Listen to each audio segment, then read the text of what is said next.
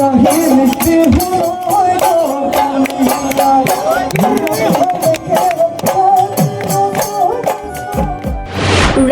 আঞ্চলিক ৰঙালী বিহু উৎসৱৰ গৌৰৱোজ্জ্বল শতবৰ্ষ উদযাপন।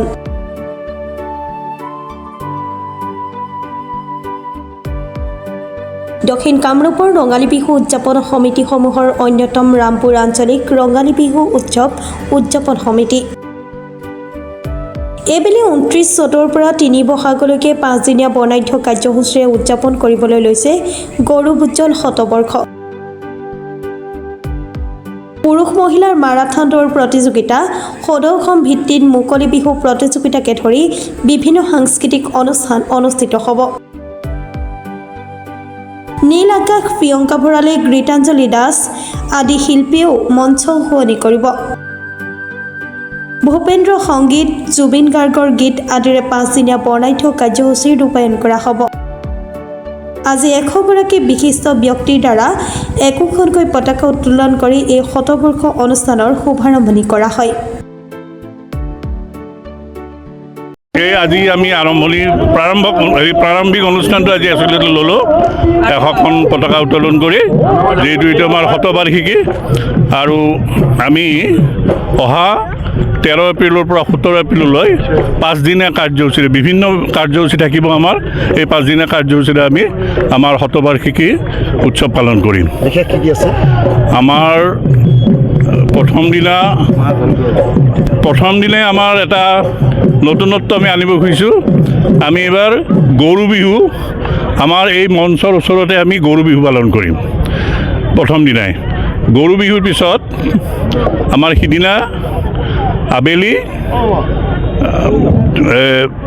আমাৰ মাৰাথান সিদিনা নহয়, মাৰাথান আগদিনা হ'ব। আমাৰ সেইদিনা একচুৱেলি আপোনাৰ জুবিন গাৰ্গ আৰু ডক্টৰ ভূপেন হাজৰিকাৰ সন্ধিয়া হ'ব। এইবেলি আপোনালোকৰ মঞ্চত জুবিন গাৰ্গ অহাৰ কথা আছিলে।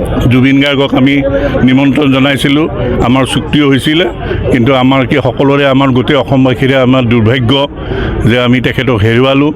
গতিকে আমাৰ হিয়াৰ আমঠু আমাৰ মাজৰ পৰা গুচি গ'ল আৰু আমি তেখেতক আমাৰ মঞ্চত আমি আনিব নোৱাৰিলোঁ। আমি এতিয়া জুবিন গাৰ্গৰ সলনি 16 আৰু 17 তাৰিখে আমি 16 তাৰিখে আমি নীল আকাশক নিমন্ত্ৰণ জনাইছোঁ।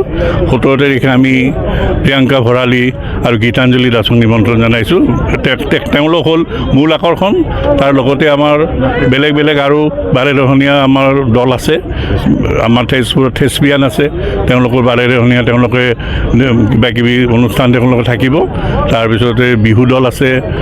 তাৰোপৰি আমাৰ এটা বিশেষ আমাৰ আছে যে আমি মাৰাথান প্ৰত্যেক বছৰে আমাৰ হয় এইটো, যে আমাৰ প্ৰথম আগতে সিংৰাৰ পৰা হৈছিলে, এইবাৰ আমাৰ এইটো আৰম্ভ হ'ব আমাৰ চান্দুবিৰ পৰা।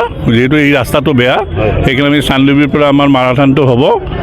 14 তাৰিখে আচলতে খুব ৰাতিপুৱাৰ পৰা হ'ব আৰু মানে আমাৰ গৰু বিহুৰ আগতে আমাৰ শেষ হ'ব। আৰু তাৰ পিছদিনা আমাৰ আছে এটা মিনি মাৰাথান আমাৰ ছোৱালীৰ। গতিকে এই দুটা আমাৰ ইয়াত আছে আৰু তাক বাদেও আমি বেলেগ বেলেগ খেল ধেমালি আমাৰ থাকিব।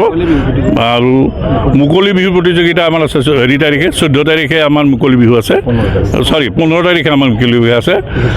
আমাৰ 14 তাৰিখেতো থাকিলে আমাৰ এই জুবিন আৰু নাই, গৰু বিহুটো ৰাতিপুৱা, সন্ধিয়া থাকিব আমাৰ ভূপেন জুবিন সন্ধিয়া, আৰু 15 তাৰিখে আমাৰ ইয়াতে মুকলি বিহু হ'ব।